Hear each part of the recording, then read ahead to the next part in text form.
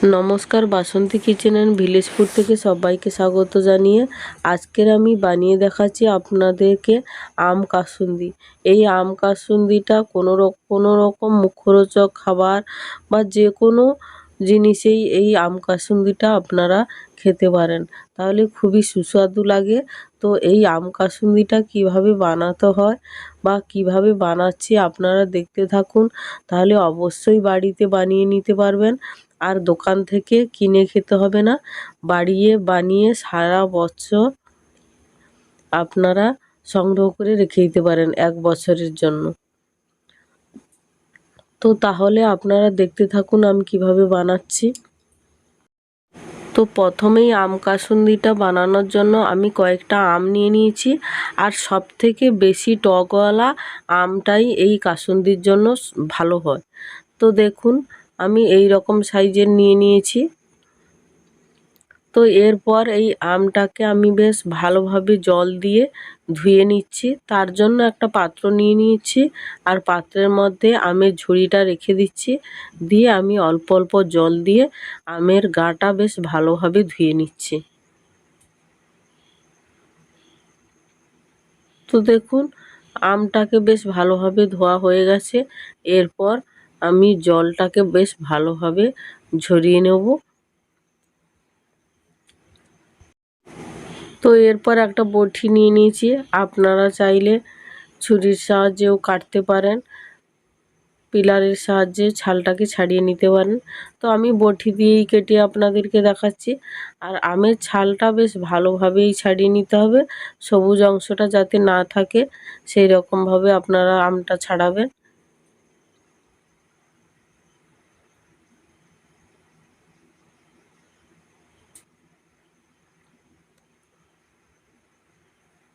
তো দেখুন এই রকমভাবে আমি সবগুলো আমকেই ছাড়িয়ে নেব। আমটাকে ছাড়িয়ে আবারও আমি একটা পাত্রের মধ্যে জল দিয়ে রেখে দেবো, তাহলে আমের গায়ে যে কষটা থাকে ওটা তাহলে জলের মধ্যে দিয়ে দিলে আর উঠবে না। তো এই রকমভাবে দেখুন সবগুলো আম ছাড়িয়ে আমি বেশ ভালোভাবে ধুয়ে নিচ্ছি, আর ধোয়া হয়ে গেছে। এরপর আমি জল থেকে ভালোভাবে জলটাকে ঝরিয়ে তুলে নিচ্ছি। তো দেখুন আমগুলো সাইডে রেখে দিয়ে আমি একটা এখানে পাত্র নিয়ে নিয়েছি, আর পাত্রের মধ্যে দেখুন একটা এই রকম সাইজের গ্রেটার নিয়ে নিচ্ছি। আপনাদের বাড়িতে যেরকম গ্রেটার থাকতে পারে, তো এই ছোট ছিদ্রযুক্তওয়ালা যে ছিদ্রটা আছে ওটা দিয়েই আপনারা এরকম গ্রেট করে নেবেন। তো পুরো আমটা গ্রেট করার পরে দেখুন আবার আপনাদের সামনে আমি ফিরে আসছি। তো আপনারা একটু আস্তে আস্তে গ্রেট করবেন। এই দেখুন কত সুন্দর ঝিরিঝিরি হয়ে পড়ছে।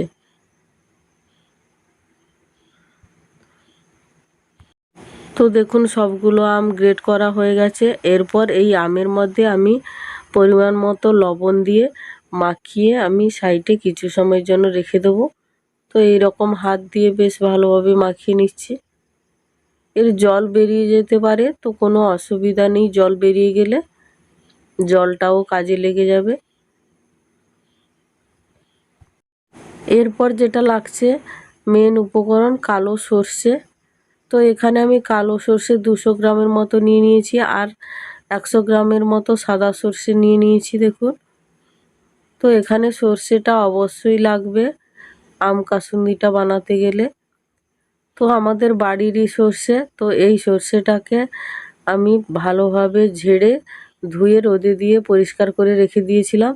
তো সেগুলোই নিয়ে নিয়েছি। তো এগুলো এই বছরের সর্ষেটা নিলে ঝাঁঝালোটা বেশি হয়, তাহলে কাসুন্দিটা খুবই সুন্দর হবে। তো এরপর আমি শিলনোড়া নিয়ে নিচ্ছি। তো আপনারা চাইলে এখানে মিক্সিতেও করে নিতে পারেন। মিক্সিতে করলে কি হয়, বেশি পরিমাণে গুঁড়ো হয়ে যায়, তাহলে ততটা একটা ভালো হয় না। শিলনোড়াতে বেটে নিলে হালকা গুঁড়ো হয়, একেবারে গুঁড়ো হয় না, তার স্বাদই আলাদা হয়। তো আপনারা চাইবেন শিলনোড়ার মধ্যেই বেটে নিতে, না হলে আপনারা মিক্সি করে নেবেন। তো এই রকম আমি অল্প অল্প দিয়ে বেটে নিচ্ছি। কারণ সর্ষে তো বেশি দিলে এখানে পড়ে যাবে আর নষ্ট হবে বেশি, তার জন্য আমি অল্প অল্প দিয়েই বেটে নিচ্ছি। এই রকমভাবে সবগুলো সর্ষেকে বেটে আমি আপনাদের সামনে ফিরে আসছি।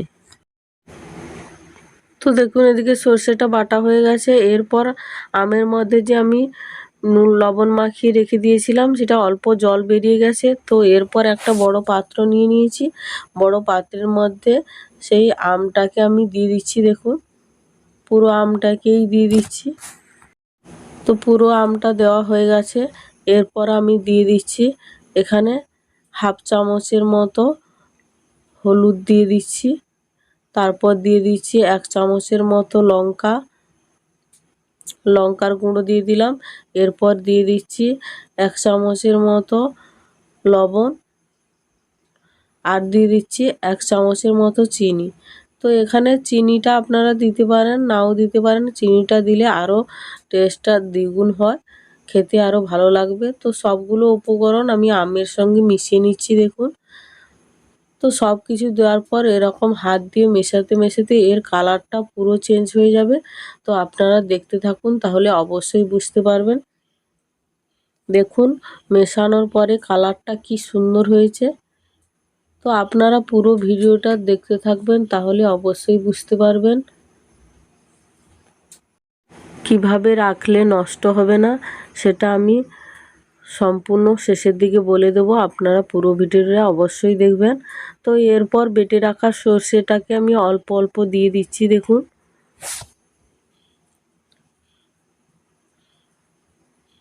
অল্প অল্প দিয়ে আমি হাত দিয়ে মেশাতে থাকবো।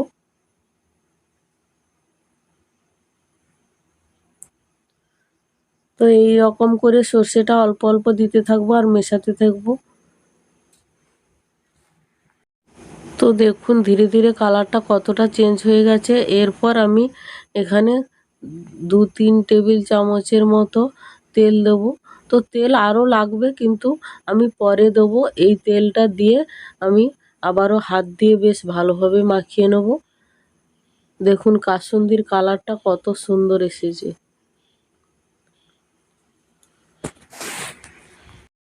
আপনারা দেখে অবশ্যই বুঝতে পারছেন যে এর কালারটা কতটা চেঞ্জ হয়ে গেছে।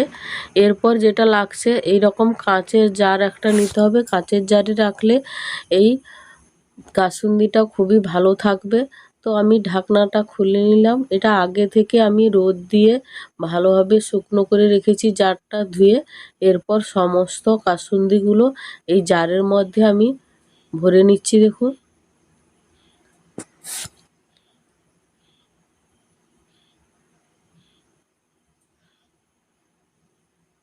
আপনারা চাইলে এখানে কম বেশিও করে নিতে পারেন। তো আমি এখানে টকওয়ালা আম 6টার মতো নিয়েছি, আপনারা এখানে কম বেশি করেও নিতে পারেন। তো এইরকমভাবে পুরো জারের মধ্যে ভরে আবারও আপনাদের সামনে ফিরে আসছি। এরপর এই কাসুন্দির মধ্যে আমি 200 গ্রামের মতো সর্ষের তেল দিয়ে দেবো।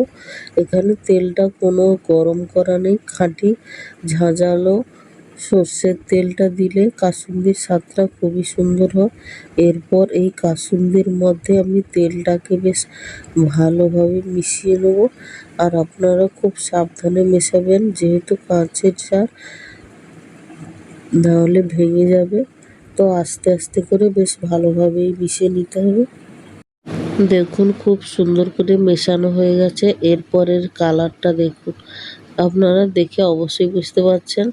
এবারই দেখে মনে হচ্ছে যে কাসুন্দিটা হয়েছে।